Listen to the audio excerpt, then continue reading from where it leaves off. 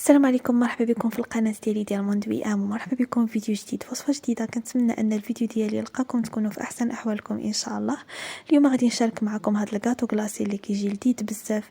بما ان غدا ان شاء الله لاعبين المنتخب الوطني ديالنا، كنتمنى لهم التوفيق يا ربي. طاحت عليا فكره انني نعدل الكاطو كلاصي بهذا الشكل، هذا يعني على الشكل ديال الرايه ديال المغرب، وفي نفس الوقت يعني دخلت فيه نكهات جديده، عدلت فيه لا جينواز. يعني شاركت معكم الطريقه ديالي في لا جينواز، زائد الكريمه اللي نكهتها بالفريز، يعني بالكولي ديال الفريز، وزائد الكلاصاج ميغوار ان شاء الله. يعني كلشي في فيديو واحد، دونك خليكم معايا في لا فيديو.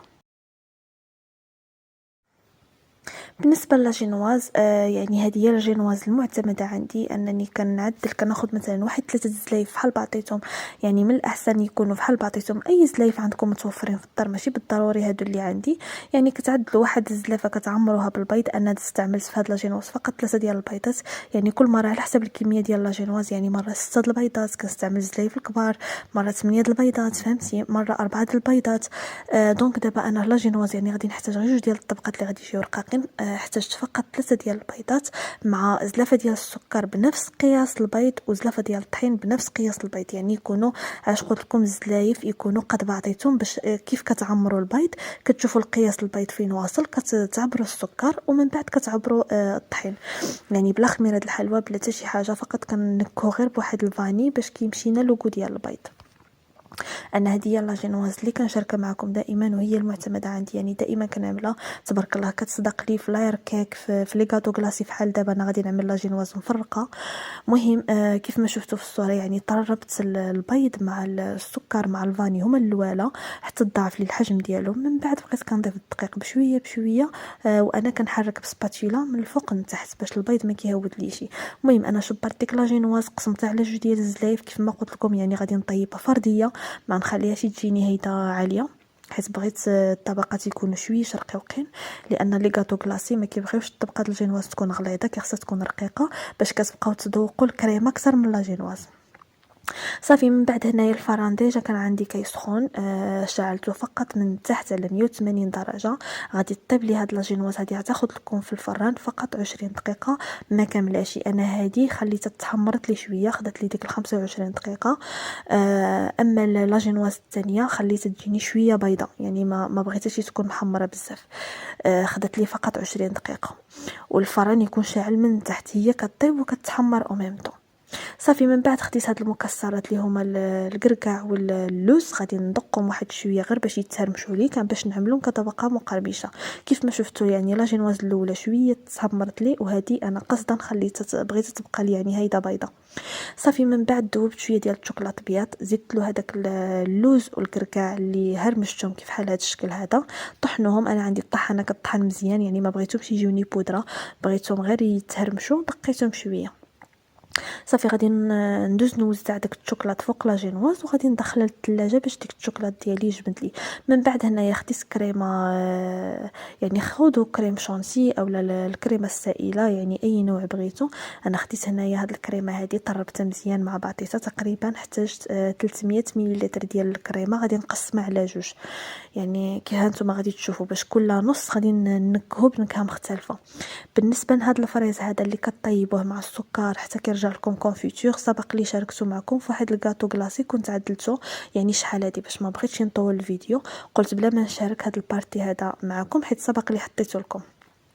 صافي من بعد ديك الفريز ما كيبرد لي شويه، صافي غادي الا كان اللون ديالو ماشي يعني ماشي باين، الفريز هيدا مثلا اللون ديالو ابيض، ديروا له شويه د الملون. انا هاد الفريز تبارك الله حمار، يعني ما قدرتش نزيد ندير له ملون اخر، خليته غير بديك اللوين ديالو، جاني مزيون في الكريمه كيف ما شفتوا. يعني عطاني ديك اللوين ديال حميمار مفتوح.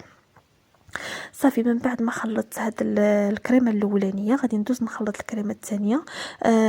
كيف ما شفتوا يعني درت واحد الورقه ديال الجيلاتين في الكونفيتور مني وهو سخون، يعني حتى دابت لي ديك الورقه ديال الجيلاتين باش هيدا الكريمه ملي كنخرجوها من الفريغو نكونوا غادي ناكلوها ما تذوبناش دغيا. وبالنسبه لهاد الطبقه هذه، يعني فرجت الورقه ديال السلوفه مع البابي الومنيوم، لبستهم هيدا في المول، ودوزت كنعمل الطبقه الاولى اللي غادي تجيني في الوجه. يعني دوزت كنقاد هيدا مزيان بسباتولا، وغادي ندوز نعمل من فوق منها لا جينواز كيف ما غادي تشوفوا معايا دابا.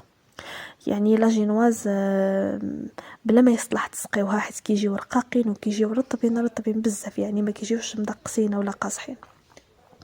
صافي يعني انا ما احتاجتش انني نسقي لا جينواز ديالي بجوجهم، ما سقيتهمش. صافي من بعد دوزت نلبس عليها هيدا الكريمه باش كتثبت لي مزيان هاد الطبقه ديال لا جينواز مع الكريمه. ومن بعد هاد الكريمه الثانيه غادي ندوز نخلطها شويه ديال السيرو ديال بالنكهه ديال الكيوي مع ملون خضر ومع واحد الورقه ديال الجيلاتين. صافي من بعد غادي ندوز نخلط هادشي هذا كامل، وغادي نعملهم كطبقه ثانيه من فوق هذيك الطبقه الاولانيه. صافي غادي نحاول نقادد هذه الطبقه هذه مزيان ديال الكريمه.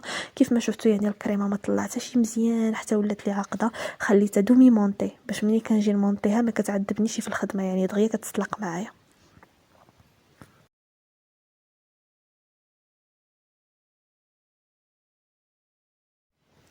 ومن بعد ديك لا جينواز ما يبس لي فيها الشوكولاته اولا ما جمد، غادي ندوز نقطع على الجوانب بديك الطريقه باش تجيني مقاده هيدا من فوق الكريمه ديالي اللي خضره،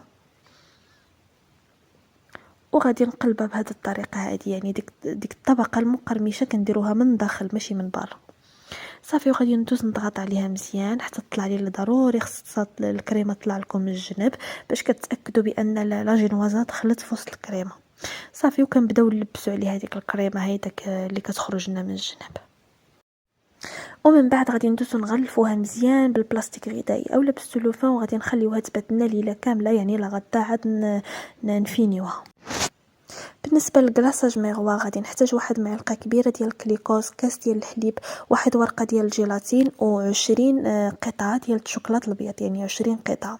صافي من بعد غادي ندوز ندوب ديك الكليكوز مع الحليب حتى يذوب لي مزيان داك الكليكوز مع الحليب. ما تخليوش الحليب ديالكم يغلى بزاف باش الشوكولاط ما يخسرش معاكم، يعني ان شاء الله تطلع فيه ان شاء الله الحليب يولي لكم في درجه الغليان اولا يغلى لكم مره واحده.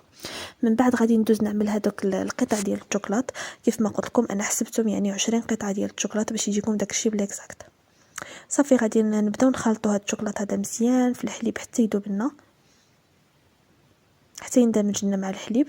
وعاد غادي نضيفوا ديك الورقه ديال الجيلاتين اللي ديجا ذوبناها في الماء، غادي نعصروها مزيان من الماء وغادي نديروها على الشوكولاط ديالنا باش يعني ما حد الشوكولاط باقي سخون باش تذوب لنا دغيا. وعاد غادي نعملوا الملون، يعني بالنسبه للملون حسب الرغبه، يعني كتبقاو تزيدوا بشويه بشويه حتى كتوصلوا للون المرغوب.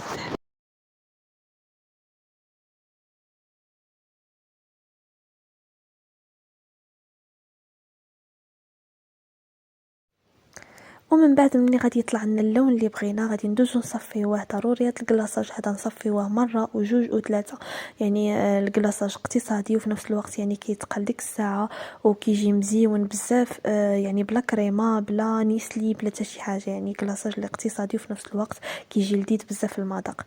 صافي من بعد دوزت كنديمو ليه هنايا الكاطو ديالي كيف ما شفتوا كتجي ديك الطبقه في الخضر والطبقه في الحمار وديك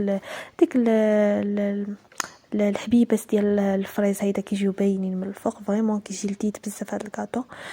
ومن بعد دوزت كنعمل الكلاصاج ديالي، بديت بالجنيبات هما الاولى واخا ما يتغطاوش مزيان ماشي مشكله.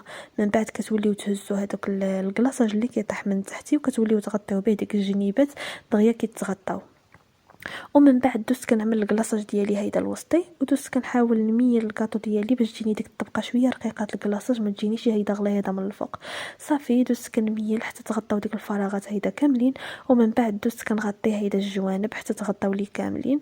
وبالنسبه باش تزينوا هيدا الكاطو ديالكم في الحاشيه ديروا هيدا مثلا اللوز، عملوا البسكويت، ديروا مثلا الفويتين، يعني اي حاجه متوفره عندكم في الدار كتزينوا هيدا ديك الجنيبات.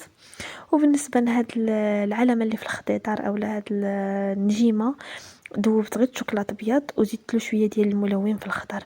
ما ديوش على هاد النجيمه هادي، راه عاودتها جوج المرات وثلاثه ما بغيتش تصدق لي، نسيت كيفاش كتكتب، يعني من اي مد الابتدائي ما وليت كتبتها.